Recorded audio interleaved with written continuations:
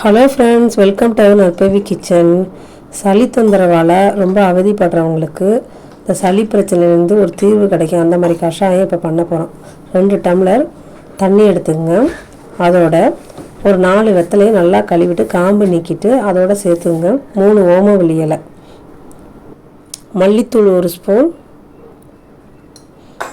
மிளகுத்தூள் 1 ஸ்பூன், ஒரே ஒரு கல்லுப்பு வந்து ஒரே ஒரு கல் மட்டும் ஆட் பண்ணிங்க. இது வந்து லங்ஸ்லேருந்து சளியை பிரித்து கொடுக்கவங்களுக்கு வந்து உதவும்.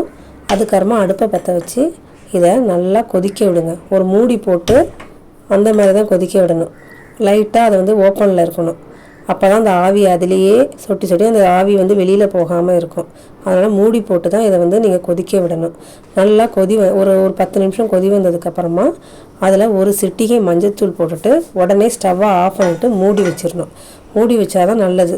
அதுக்கப்புறமா அதை வடிகட்டி அந்த கஷாயத்தை நீங்கள் வாரத்துக்கு 2 முறை குடித்து வந்தீங்கன்னா உங்களுக்கு சளி தொந்தரவே இருக்காது. காஃப் சிரப்லாம் குடிக்காதீங்க, அது உடம்புக்கு ரொம்ப கெடுதல். இந்த மாதிரி கஷாயத்தை நீங்கள் வச்சு குடிச்சிங்கன்னா உங்கள் உடம்புக்கு ரொம்ப நல்லது. லைக் பண்ணுங்கள், ஷேர் பண்ணுங்கள், சப்ஸ்கிரைப் பண்ணுங்கள்.